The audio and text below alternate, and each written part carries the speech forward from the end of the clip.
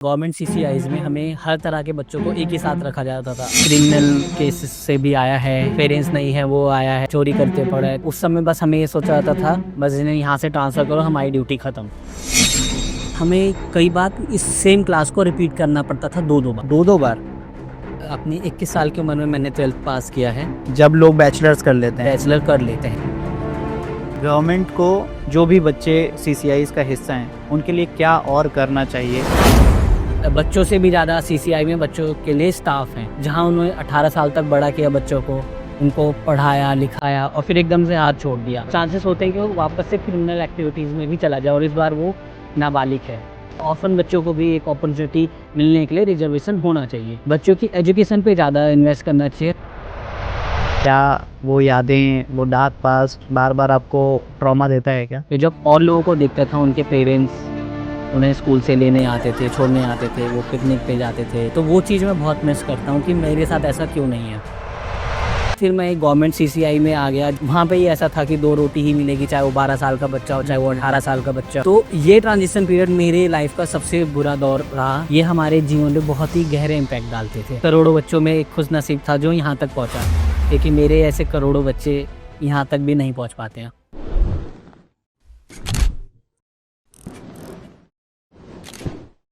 हर साल इंडिया में कई बच्चे अपने परिवार से बिछड़ जाते हैं और उन्हें सीसीआई यानी कि चाइल्ड केयर इंस्टीट्यूशंस में रखा जाता है।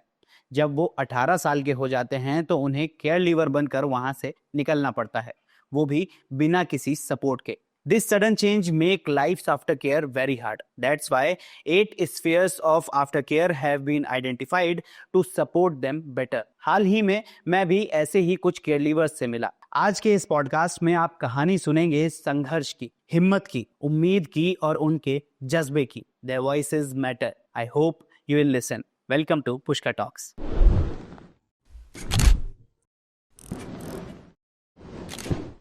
आपके लिए बचपन में घर का मतलब क्या था और आज के समय में आपके लिए घर का क्या मतलब है? क्योंकि मैं बहुत छोटे से ही सीसीआई में आ गया था। मेरे मदर की डेथ हो गई थी और फादर थे नहीं उस वक्त घर पे, पर कुछ टाइम बाद उनकी भी डेथ हो गई थी।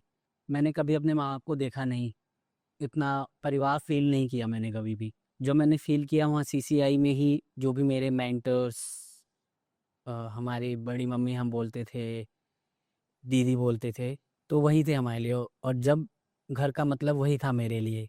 और मेरे जो भाई बहन, मेरे 2 सगे भाई हैं और उसके अलावा मेरे और भी जो भाई थे वही मेरे भाई ही थे, जो भी वहाँ पे सीसीआई में थे। और जैसे-जैसे मैं बड़ा होता गया, अलग-अलग सीसीआईज़ में जाता गया और पता नहीं क्यों आता गया। कभी एज का फैक्टर था कि एज की वजह से एक सीसीआई से दूसरी सीसीआई में जाना था, और कभी कोई गवर्नमेंट रूल, कोई रेगुलेशन। पर धीरे-धीरे जब बड़ा होते रहा तो घर का मतलब भी धीरे-धीरे बदलता रहा। कहीं पे किसी तरह के साथी थे, कहीं पे किसी तरह के। मैंने वहाँ पे बहुत अच्छे से जिया। और अब जब मैं अकेला हूँ, अब मैं सीसीआई से भी बाहर आ चुका हूँ, care living after care home से भी बाहर आ चुका हूँ, तो अब थोड़ा अकेलापन महसूस होता है। पहले तो आप मुझे ये बताइए कि सीसीआई तक आप पहुंचे क्यों? क्या रीजन थे उसके पीछे? कैसे आप पहुंचे? क्या जर्नी रही? और दूसरा ये कि जब अलग-अलग सीसीआई में आप ट्रांसफर किए जा रहे थे, तो आपकी मेंटल हेल्थ पर भी तो कुछ असर पड़ा होगा, तो उसके बारे में बताइए। सीसीआई में आने का कारण मेरा ये था कि मैं बहुत छोटा था और मेरी फैमिली में एक अकेली मदर मेरा ख्याल रखती थी। फादर उस समय थे नहीं, वो घर से बाहर आउट ऑफ स्टेट काम करते थे। और मेरी मदर की डेथ हो गई थी किसी बीमारी की वजह से, और मुझे बहुत पर्टिकुलर पता नहीं है कि क्यों। तो हमें पुलिस लेके आई थी सीसीआई में। तो उस दौरान आप क्या फ़ील करते थे?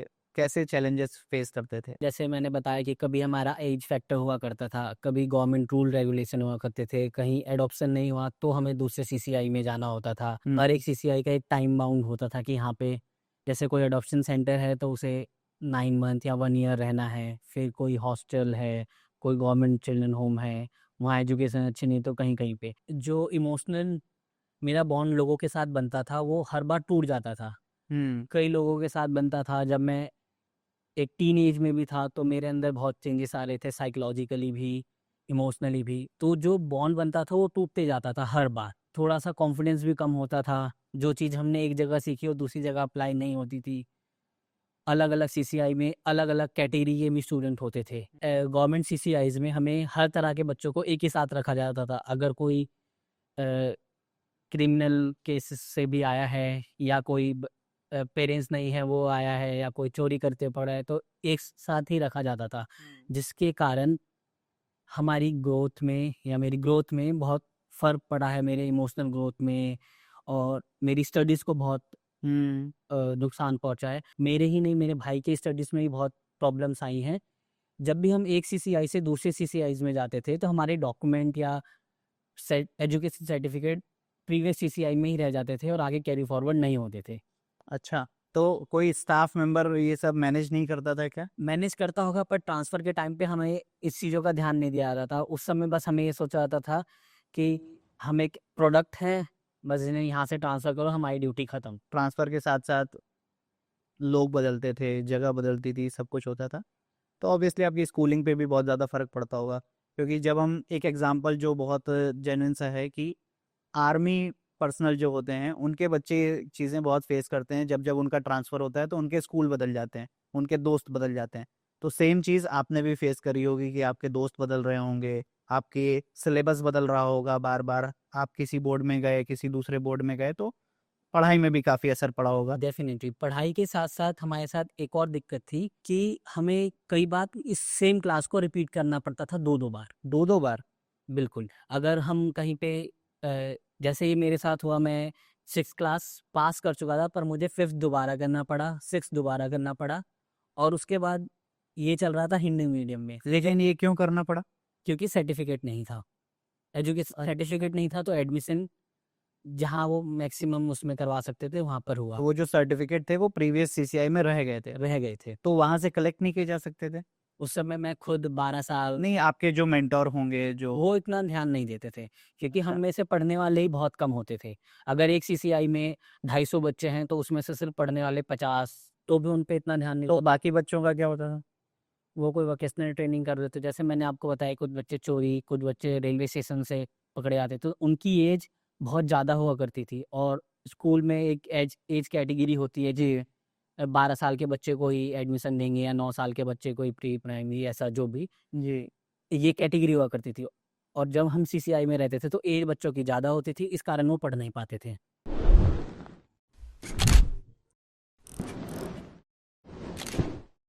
तो जैसे आपने बताया कि आपको 2-2 क्लासेस रिपीट करनी पड़ती थी, तो इस हिसाब से तो आपका जो प्लस 2 का 12th का जो सर्टिफ़िकेट होगा, वो बहुत ऐज के बाद मिला होगा आपको? अपनी 21 साल की उम्र में मैंने 12th पास किया है। जब लोग बैचलर्स कर लेते हैं। बैचलर कर लेते हैं, बिल्कुल। बैचलर्स के बाद भी मेरा एजुकेशन में गैप आया क्योंकि मेरे को एचएम करना था। मुझे फ़ीस नहीं कर पाया मैं अपने पास से। गवर्नमेंट ने तो सीधा कहा कि आप सीसीआई से अब बाहर जा चुके हो, तो हम आपकी हेल्प नहीं करेंगे।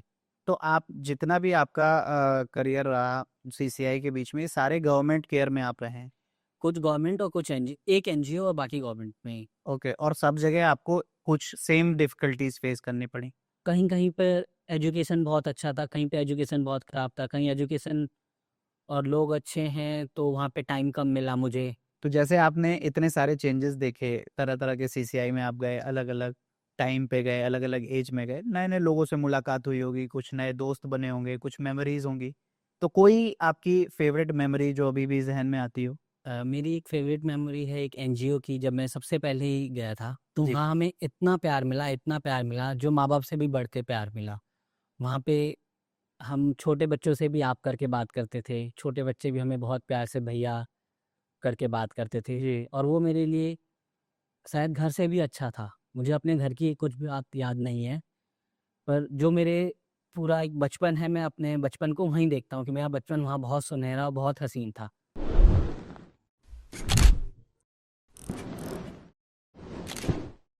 आप खाली बैठे होते हो, आपको मेमोरी फ्लैशबैक हो रहा होता है, तो कभी पेरेंट्स की याद आई? कभी कोई ऐसी परिवार से जुड़ी हुई कोई यादें आती हों? पेरेंट्स की याद नहीं आती पर मैं एक प्राइवेट स्कूल में पढ़ा हूँ, ईडब्ल्यूएस कैटेगरी में। जी। तो जब और लोगों को देखता था उनके पेरेंट्स उन्हें स्कूल से लेने आते थे, छोड़ने आते थे, वो पिकनिक पे जाते थे जी, दादी के घर, नानी नानी के के घर घर। जाते थे। जी। तो वो चीज़ मैं बहुत मिस करता हूँ कि मेरे साथ ऐसा क्यों नहीं है? क्योंकि मेरे लिए वो छुट्टी बहुत ज़्यादा अच्छी नहीं होती थी। मैं वापस से चिल्ड्रन होम में आता था, वहीं काम, वही रूटीन, वो हुँ, छुट्टियाँ नहीं होती थी। और फिर जब टीनेज आई मेरी, तो मुझे मेरे शरीर में बदलाव हो रहे थे, मेरे इमोशंस में बदलाव हो रहे थे। तब उस समय हमें कोई गाइड करने वाला नहीं था। जी। जब परिवार का सबसे ज़्यादा ज़रूरत होता है, तब उस समय लगा कि मुझे, मैं क्यों अपने परिवार के पास नहीं। मैंने और जब मैं बड़ा होते गया, मैं अपने 10th में आया, 9th, 10th, 11th, 12th, तब मुझे बहुत अपने परिवार की ज़रूरत की। कोई मुझे भी प्यार करता। जब मैं अपने क्लासमेट्स को देखता था, उनकी मम्मी-पापा के साथ बात करते थे, उनको लेने जाना, डाँटना, कोई पढ़ाता था उन्हें, तो ये सब हमारे लिए नहीं था। फिर आपका कुकिंग की तरफ रुझान कैसे हुआ? कुकिंग हमारे लिए बचपन से ही एक एक्टिविटी थी, क्योंकि जब भी हम सीसीआई में जाते थे, तो 250-300 बच्चा खाना बनाने के लिए 1-2 ही स्टाफ होता था। तो वहाँ पे बच्चों को भी इन्वॉल्व होना होता था। ये गवर्नमेंट सीसीआईज़ या जहाँ पे 250-300 बच्चे हैं, वहाँ की बात है। तो उस समय हमें खाना बनाना होता था, और मैं एक्स्ट्रा आगे आके बनाता था, क्योंकि वहाँ पे एक चीज़ थी कि अगर जो बनाता है वो अपने तरह से अपने लिए 1 रोटी एक्स्ट्रा बना सकता है, हुँ, या फिर अपने लिए पराठा बना सकता है, कोई शेप बदल सकता है, जी। ऐसा। तो वहाँ से मेरा कुकिंग से लगाव शुरू हुआ। मेरी आदत थी कि मुझे कुछ अच्छा खिलाना है। जब मैं खाना बनाऊँ तो लगे कि हाँ, दीपक ने खाना बनाया आज, तो आज खाना अच्छा ही बना होगा। फिर जब मैं 12 साल की उम्र का ही था, वहाँ पे अरे जो वाह! अपर एज थी वो 12 साल के बच्चों की ही थी। एक जो कुक वहाँ पे असाइन है, जो एक गवर्नमेंट एम्प्लॉयी है, जी। उसके साथ कुछ बच्चे होंगे, वो खाना बनाएँगे, फिर दूसरे के साथ दूसरे बच्चे होंगे। तो अच्छा। जब हमारी ड्यूटी आती थी, जब मेरी ड्यूटी आती थी, जब मुझे बनाना होता था, मुझे एग्ज़ीक्यूशन देखना होता था, जी। तब लोगों को बहुत अच्छा खाना लगता था। मेरे को वहाँ से ही मुझे लगा कि हाँ, मुझे कुकिंग की तरफ आगे बढ़ना चाहिए। बिल्कुल।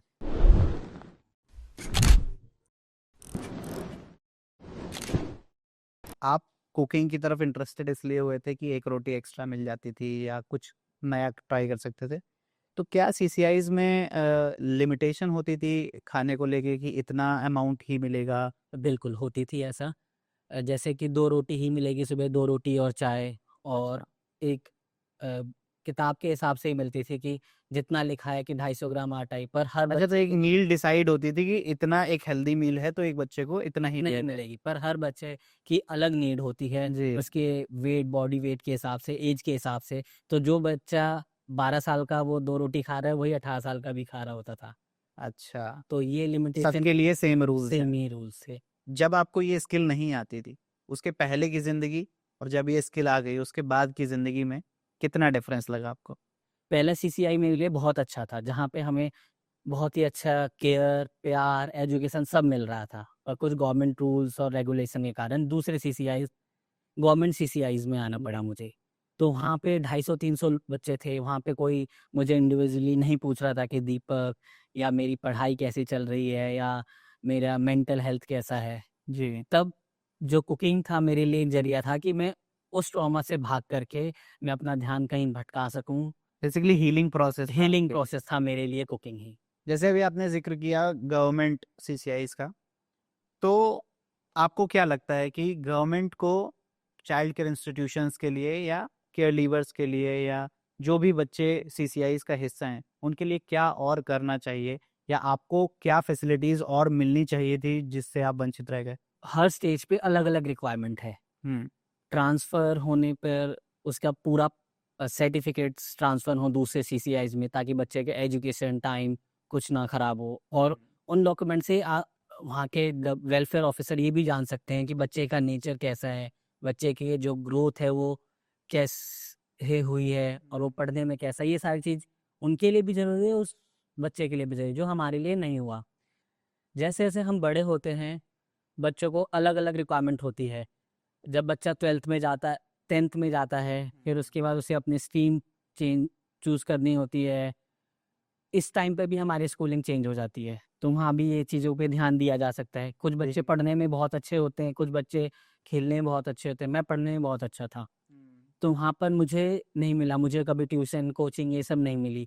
तो जो मेरे इस क्लास के बच्चे थे, वो ज़्यादा मुझसे आगे थे इस चीज़ में। हुँ, और मैं साइंस लेना चाहता था शुरू में, क्योंकि बचपन से और भी चीज़ें बनने का मेरा, जी, मैं कभी ये नहीं जानता था कि एचएम भी एक प्रोफ़ेशन हो सकता है या ऐसा कुछ, तो मैं बचपन से साइंस लेकर के डॉक्टर बनना चाहता था। ओके। तो मैं साइंस नहीं ले पाया, फिर मुझे पता चला कि एक ह्यूमैनिटीज़ भी ऐसा है, उसके बाद मैं एचएम कर सकता हूँ।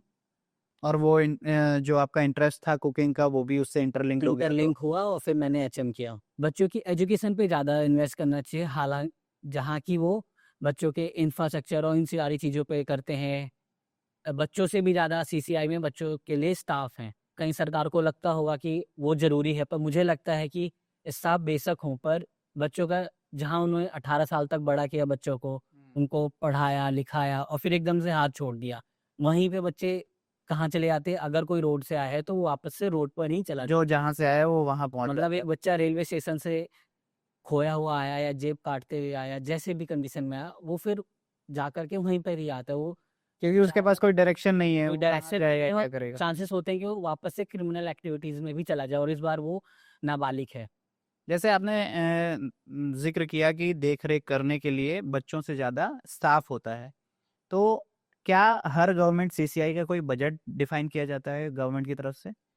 इसके लिए मैं एक्यूरेट नहीं बोलना चाहूँगा, पर हाँ, होता है इसका बजट। बच्चों के खाने से लेकर के बिल्डिंग्स, सारी फैसिलिटी हर चीज़ पे। और जो हमारा चीज़ एजुकेशन का बजट है, वो बहुत कम होता है। मैं एक खुशनसीब और एक अच्छे किस्मत वाला बच्चा हूँ कि मैं किसी एक प्राइवेट स्कूल में पढ़ पाया, वो भी किसी एनजीओ के थ्रू। जी। और जो सीसीआई में बच्चे होते हैं, वो अपनी स्कूलिंग करते हैं गवर्नमेंट स्कूल में, जहाँ 15 से 20 रुपए फ़ीस होती है मंथली। फिर उसके बाद अगर अच्छा किया उसने तो आईटीआई कर लेता है, जिसमें 500 रुपए फ़ीस होती है। मैक्सिमम 3000 रुपए फ़ीस होती है पूरे साल की। और एक डिप्लोमा करके करके वापस वो छोटे ही पोजीशन पे रह जाता है। पर कुछ बच्चों में उससे भी ज़्यादा बढ़ने की क्षमता होती है, वो और ज़्यादा पढ़ सकते हैं और अच्छा कुछ कर सकते हैं, तो वहाँ पर सपोर्ट रह जाता है।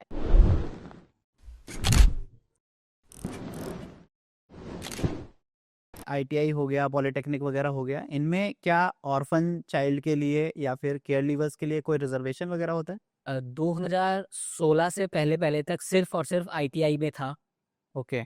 कि आईटीआई में ऑर्फन स्टूडेंट को कुछ परसेंटेज है रिज़र्वेशन, उससे के अलावा कहीं भी नहीं है।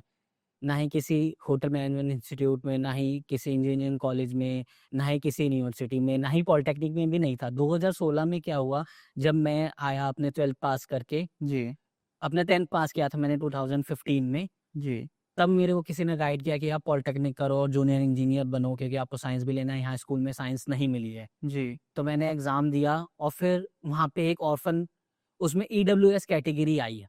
Director training and technical institute के जो हैं, उनको हमने अप्रोच किया कि ऐसे आप ही का एक सब इंस्टीट्यूट या ट्रेनिंग इंस्टीट्यूट है जो कि आईटीआई है, वहाँ पर हमारे लिए रिज़र्वेशन है या जी। ऑर्फन ऑर्फन कोटा है और जी। यहाँ पर नहीं है, तो प्लीज़ आप यहाँ पर भी कीजिए। तो वहाँ भी हमने बहुत भागा-दौड़ी किया।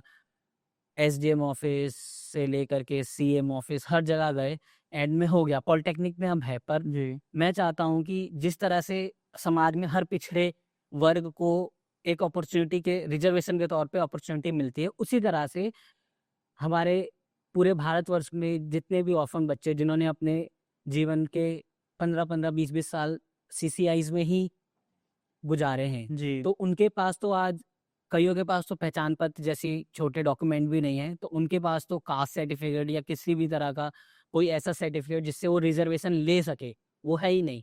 तो उन्हें हमें भी या ऑर्फन बच्चों को भी एक अपॉर्च्युनिटी मिलने के लिए रिज़र्वेशन होना चाहिए। जैसे कि महाराष्ट्र में ये लागू कर दिया गया है, 1% जॉब सेक्टर, रिजर्वेशन उन्हें दिया जाता है। ये रिज़र्वेशन सिर्फ़ उसी में ही नहीं कि सिर्फ़ एजुकेशन में हो, जॉब सेक्टर में भी हो और हर सेक्टर में हो। बहुत सारी योजनाएँ गरीब लोगों के लिए लागू की गई है, जैसे कि उज्ज्वला योजना गैस के लिए, फिर पीएम आवास योजना और भी ऐसी कई सारी योजनाएँ हैं। तो आप देखेंगे हमारे पास तो डॉक्यूमेंट भी नहीं है, हर चीज़ के लिए वेरिफिकेशन चाहिए होता है। वेरिफ़िकेशन चाहिए और राशन कार्ड के लिए head of the female head होनी चाहिए घर में, तो वो तो हमारे पास है नहीं।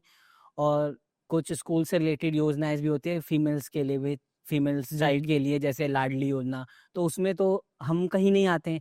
एक घर का बच्चा लाडली योजना का फॉर्म भरता है और फिर उसे 18 साल के होने के बाद और उसके मैरिज में बहुत सारी फैसिलिटी मिलती है। पर जो एक लड़की एनजीओ में या फिर सीसीआई में रह रही है, वो 18 साल के बाद होने के बाद वो नहीं भर सकती, उसका लाभ नहीं ले सकती नहीं, क्योंकि उसका लाभ वेरिफिकेशन ही नहीं हो अभी पाएगा। उसने रजिस्टर ही नहीं किया, क्योंकि जी। सीसीआई ने नहीं कराया और अब वो घर से भी अकेली है, सीसीआई से ही बाहर आ चुकी है।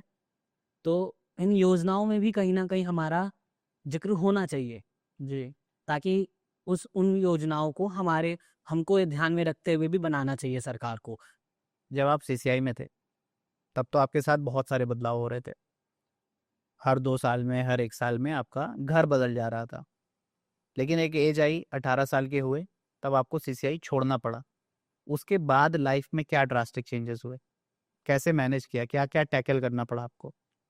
जब मैं 18 का हुआ, तब government after care facility start कर चुकी थी। मेरे से बहुत पहले ही कर चुकी थी। ओके।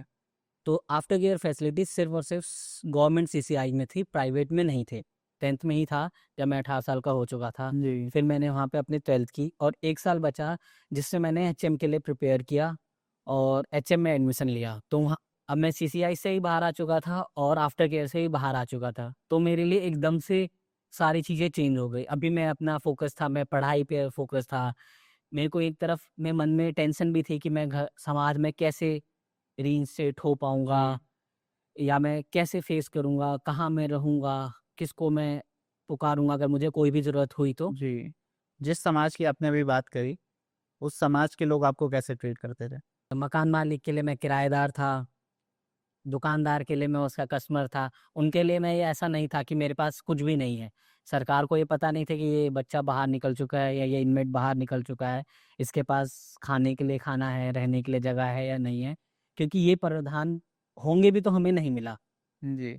और आज बना चुके हैं तो पता नहीं, पर जहाँ तक है, हर बच्चे को अपने सीसीआई और आफ्टर केयर छोड़ने के बाद एकदम से रोड पे ही आ जाना होता है।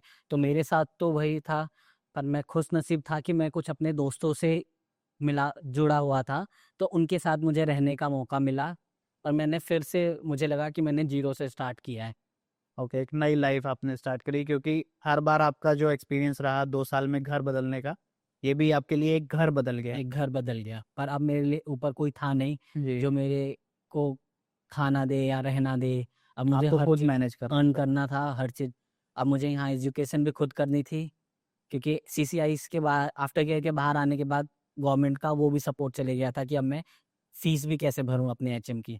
जी, तो ये आपका होटल मैनेजमेंट का जो कोर्स था, ये कितने साल का था? ये 3 साल का था। तो 1 साल आपका आफ्टर केयर में कवर हो गया था और 2 साल के लिए आपको मैनेज करना था सब कुछ। बिल्कुल। तो इस दौरान पे आपको कैसे थॉट्स आते थे और क्या ऐसा लगता था कि सब छोड़-छाड़ के जहाँ से आए हैं वहाँ चले जाएँ या फिर कुछ अलग आता था? मैं पढ़ने में अच्छा था। मैंने पढ़ने के साथ-साथ में काम करने और जो भी चैलेंजेस आते थे उनको मैं एक चैलेंज की तरह फेस करता था। तो मैं कहीं न कहीं अंदर से तैयार था, कुछ पार्ट टाइम काम करता था और मैं कोशिश करता था पार्ट टाइम के साथ-साथ कि मैं अपना कुछ काम स्टार्ट करके करूँ। तो जो मैंने एचएम किया, उस समय मैं अपना एक छोटा-सा फूड स्टॉल चला रहा था, जिससे मैंने अपनी फ़ीस भी भरी।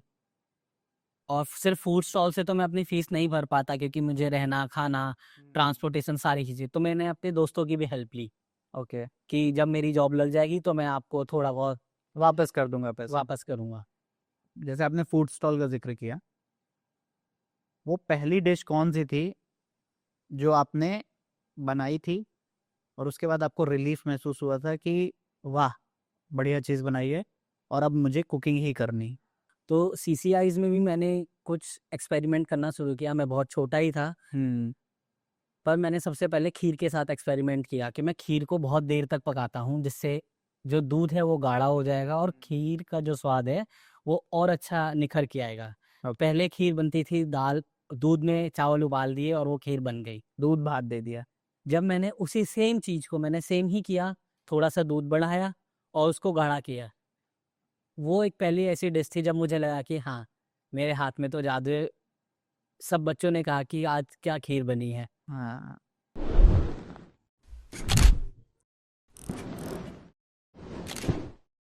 तो कुकिंग को हॉबी से प्रोफ़ेशन में लाने का आइडिया कब आया? मैं 9th क्लास में था हुँ। और वहाँ पर एजुकेशन भी बदल जाता है और मेरी एज के हिसाब से इमोशनल चेंजेस और फिज़िकल चेंजेस भी आ रहे थे और मैं थोड़ा टेंस भी रहने लगा था, क्योंकि पढ़ाई का ही प्रेशर ज़्यादा था और मैं सीसीआई से सीसीआई चेंज होना हुँ। और वहाँ पे झाड़ू पोछा लगाना, काम करना, पढ़ाई को नहीं इतना अहमियत दी जाती थी सीसीआई में। और वहीं जो मेरे क्लासमेट्स थे वो एक के साथ और भी 4-4 कोचिंग कर रहे हैं, हर सब्जेक्ट की अलग कोचिंग हो गई थी अब उनके लिए भी। तो मैं वहाँ पे मैं पढ़ाई में थोड़ा-सा पीछे होता गया, अपनी 8th क्लास के 9th और 10th में जी। थोड़ा पीछे रहा और उसके बाद मैं साइंस नहीं ले सका। तो मेरे पास एक ही ऑप्शन बचता था कि मैं आर्ट्स लूँ हुँ।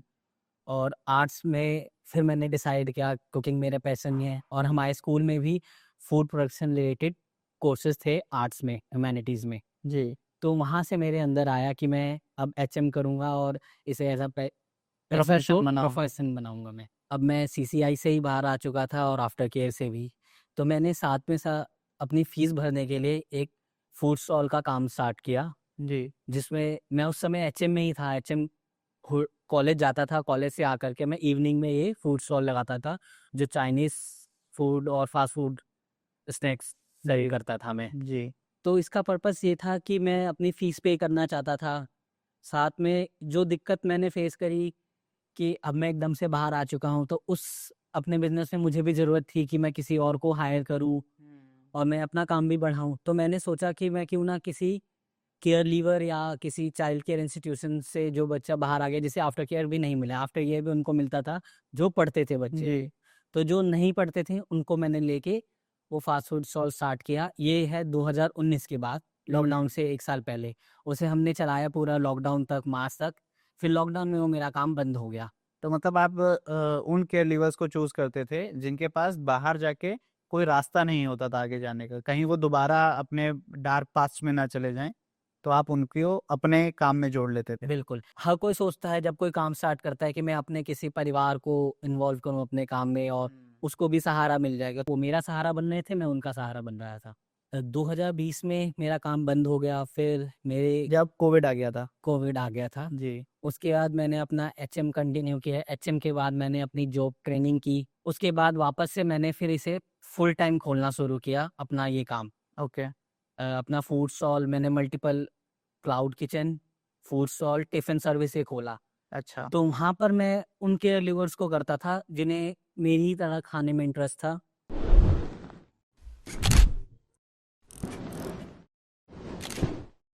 तो एक कुक से शेफ़ बनने की जर्नी में क्या-क्या एक्सपीरियंसेस रहे, क्या-क्या चैलेंजेस हुए, क्या-क्या नई चीज़ें एक्सपीरियंस करी? पढ़ाई करी, पढ़ाई के बाद मैंने ट्रेनिंग करी। ट्रेनिंग भी सब जानते हैं कि जो एचएम या किचन की जो ट्रेनिंग है, वो बहुत हार्ड होती है। हुँ। कभी-कभार हमें 18-18 घंटे भी किचन में काम करना होता है और जो शेफ़ बोलते हैं हमारे सीनियर शेफ़, हमें वो करना होता है, बिना रुके, बिना थके। तो वो मेरे लिए सीख का सफ़र था, हुँ। जिसने मुझे शेफ़ बनाया। क्या लगता है आपको कि आपके जो लाइफ़ के एक्सपीरियंसेस रहे, काफ़ी डार्क थे, काफ़ी अप एंड डाउन्स आपने देखे, काफ़ी सारे चेंजेस देखे। इन सारे के सारे चैलेंजेस ने आपको आगे बढ़ने में मदद करी या फिर आगे बढ़ने से रोका? अगर मैं इकट्ठा सबको एक साथ देखूँ, तो मैं भगवान का भी शुक्रिया करना चाहूँगा और हर उन लोगों का शुक्रिया करना चाहूँगा, जो इन्होंने मुझे यहाँ तक लाने में मेरी मदद की, मुझे पढ़ाया, लिखाया। थे कुछ कठिनाइयाँ, जी। पर मैं उन बहुत सारे करोड़ों बच्चों में एक खुशनसीब था जो यहाँ तक पहुँचा, क्योंकि मेरे ऐसे करोड़ों बच्चे यहाँ तक भी नहीं पहुँच पाते हैं। जी। जैसे कभी-कभी आप खाली बैठे होते होंगे, तो क्या पास्ट एक्सपीरियंसेस रिकॉल होते हैं? क्या वो यादें, वो डार्क पास्ट बार-बार आपको ट्रॉमा देता है क्या? आज भी? मैं अपने आप को ये नहीं समझता कि मुझे कुछ ऐसा लाइफ़ में ऐसा फ़ील हुआ है कि मैं ट्रॉमाटाइज़ हुआ हूँ या फिर मेरे को साथ कोई डार्क पास्ट है। ओके। एक वो ज़िंदगी का फ़ेज़ था जो निकल गया और अच्छा ही रहा। आज आप उन केयर लीवर्स को या फिर उन सीसीआई में पढ़ रहे बच्चों को क्या सलाह देना चाहेंगे, जो आपके जैसे पास्ट से जूझ रहे हैं, जो-जो चैलेंजेस आपने फेस किए, लगभग सिमिलर चैलेंजेस उन्हें भी फेस करने पड़ रहे हैं, उनके लिए क्या एडवाइस देना चाहेंगे? मैं उन्हें ये एडवाइस देना चाहूँगा कि जहाँ उन्हें लगे कि उन्हें किसी की मदद माँगनी चाहिए तो ज़रूर माँगे। चाहे वो सरकार से हो, चाहे वो अपने एनजीओ के ओनर से हो, चाहे वो अपने एक फ्रेंड से ही क्यों ना हो। जी। क्योंकि ये बाइबल में भी लिखा है, अगर माँगोगे तो तुम्हें मिलेगा, और कहीं न कहीं हर एक धर्म ग्रंथ में लिखा है कि अगर आप पुकारोगे, जी। तुम्हें सुना जाएगा। जी। तो सीसीआईज़ में बच्चे क्या करते हैं, कई बार अपनी चीज़ों को एक्सप्रेस नहीं करते हैं, कुछ माँगते नहीं या कुछ नए करने की चाह नहीं जगाते हैं। जी।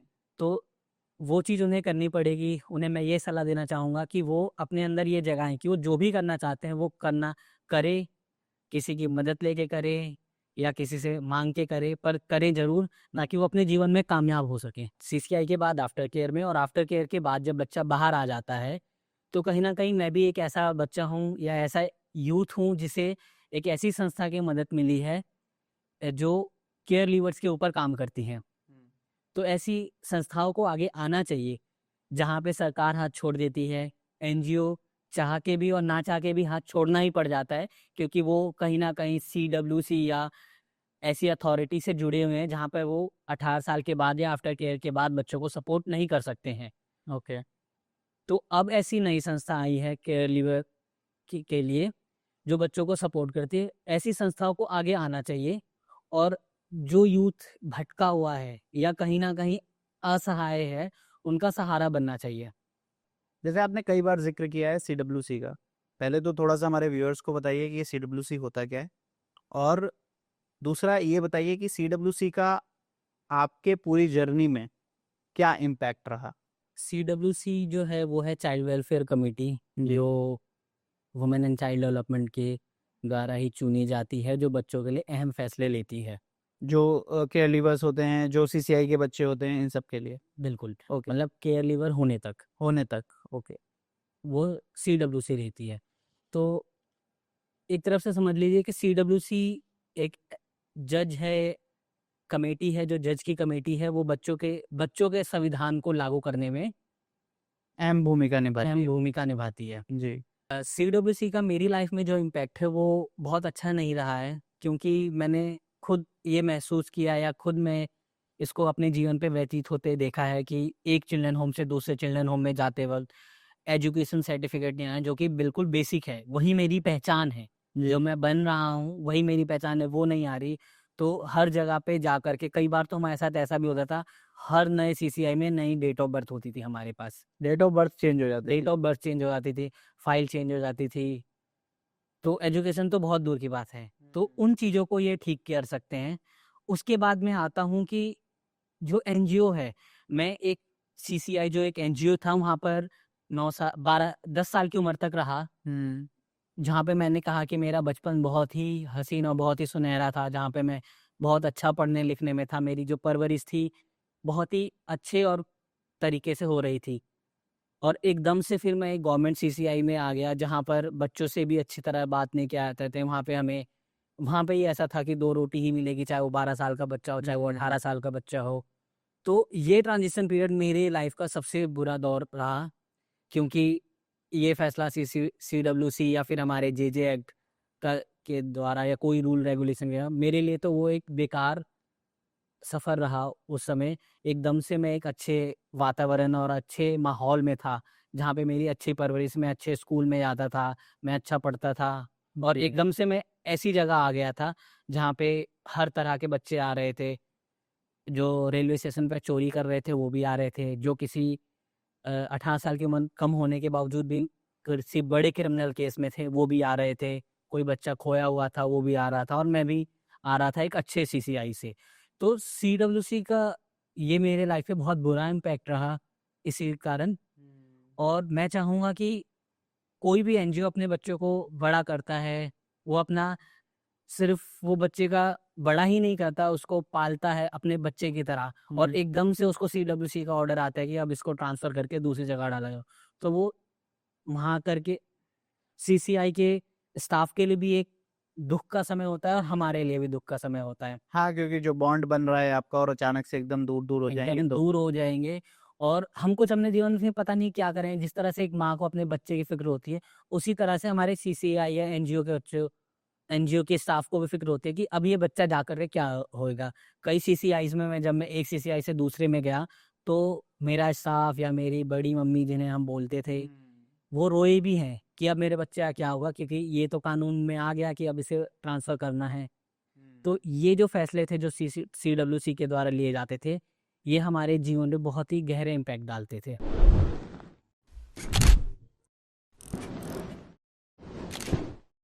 जो चेंजेस होते थे, चेंजेस के बाद का आपका जो बॉन्ड बनता था, वो बनते-बनते रह जाता था और बहुत सारी कठिनाइयाँ आती थी। तो क्या इन सब की वजह से लोगों पर भरोसा करने में आपको तकलीफ होती थी? कहीं हम कॉन्फिडेंस डेवलप कर रहे हैं, हम अपनी स्पीकिंग स्किल्स ठीक कर रहे हैं, हम अपना एजुकेशन ठीक कर रहे हैं और एकदम से ऐसी जगह चले जाओ जहाँ अब एजुकेशन ही नहीं है। तो खुद पे ही भरोसा नहीं रहता था, तो लोगों पे तो हम क्या कहें कि लोगों से भरोसा उठ जाता है। एक और प्रॉब्लम है यहाँ पर जहाँ जब हम आफ्टर केयर में आते हैं, मैंने कहा कि मैं अलग-अलग संस्थाओं में आया। क्या होता अगर मैं अपने ही संस्था में होता? मैं एक ही संस्था में होता जहाँ पे मैंने अपना बचपन से टीन एज में आया, टीन एज से अपने यंग एज में आया और मैं आफ्टर केयर के लायक बना। तो वहाँ पर उनके पास आफ्टर केयर भी नहीं है।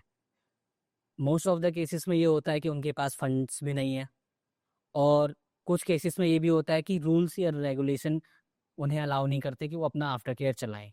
पर जहाँ पर बट अगर लॉ की बात करें तो जुवेनाइल जस्टिस एक्ट में तो लिखा हुआ है कि हर एक सीसीआई के पास आफ्टर केयर होना चाहिए। आप यहाँ बात कर रहे हैं कि आफ्टर केयर की, पर मैं बात कर रहा हूँ आफ्टर केयर तो छोड़िए, मुझे वहाँ पे 10-12 साल की उम्र के बाद भी आगे नहीं रहने दिया गया। मेरे एजुकेशन भी खराब हो गई।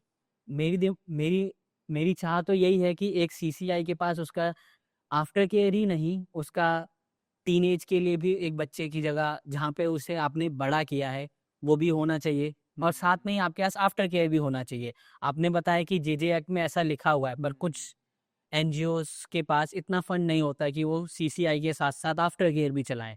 तो वो कुछ ऐसे सीसीआई जिनके पास अपना आफ्टर केयर फैसिलिटी है, तो उनके साथ कोलैब कर सकते हैं। इससे क्या होगा, वो अपने सेम सीसीआई से जुड़ा भी रहेगा और उसे वो फैसिलिटीज़ भी मिल पाएँगी जो आफ्टर केयर में उसे होनी चाहिए। तो दीपक अब आगे की क्या प्लानिंग है? आगे क्या करना चाहते हैं आप? इसी culinary फील्ड में ही कोशिश करूँगा कि मैं कुछ पैसे जमा करके मैं इंटरनेशनली पढ़ सकूँ या culinary आर्ट में कुछ मास्टर्स कर सकूँ मैं। अपनी स्टडीज़ को और आगे ले जाऊँ क्योंकि ग्रेजुएशन में मेरा हो गया है और मैं चाहता हूँ कि मैं मास्टर्स भी करूँ इसमें ओके।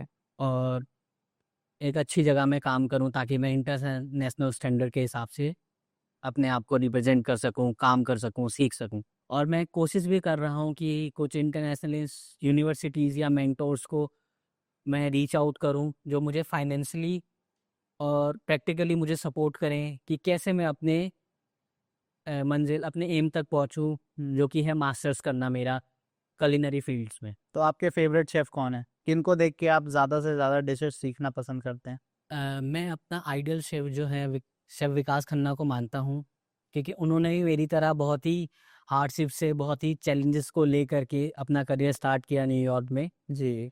जहाँ पर इंडियंस को कोई पूछता ही नहीं था कलर को देख कर के या रेसिज़्म की वजह से, पर वो भी वहाँ से स्टैंड आउट हुए।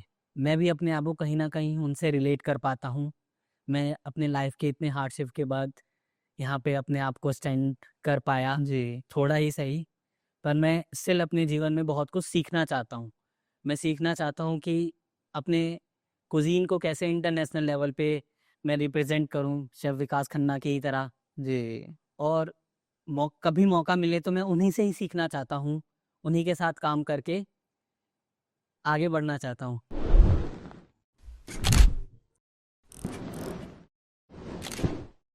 इस पूरे पॉडकास्ट को सुनकर एक चीज़ तो क्लियर है कि फैमिली जो एक इंस्टीट्यूशन है, वो हम सब की लाइफ में कितना इम्पोर्टेंट रोल प्ले करता है। और जो लोग बचपन से ही अपनी फैमिली से बिछड़ जाते हैं, उन्हें जीवन भर न जाने कितने चैलेंजेस फेस करने पड़ते हैं। अब आप सोच रहे होंगे कि आप यहाँ क्या कर सकते हैं। आप उन बच्चों को सीसीआई न भेजकर उनकी फैमिली बन सकते हैं। उन केयर लीवर्स के लिए मेंटोर बनकर उन्हें एजुकेशन और करियर के लिए गाइड कर सकते हैं। और इन सारे केयर लीवर्स की अगर आप जानकारी हासिल करना चाहते हैं तो क्लैन यानी कि केयर लीवर्स एडवोकेसी नेटवर्क को रीच आउट कर सकते हैं। लिंक डिस्क्रिप्शन में मिल जाएगा। बाकी मिलते हैं अगले एपिसोड में एक और नए केयर लीवर की कहानी के साथ। वीडियो अच्छा लगा हो तो लाइक शेयर करना मत भूलिएगा। चैनल पर नए हैं तो सब्सक्राइब जरूर कीजिएगा और जुड़े रहिए पुष्कर डॉक्स के साथ।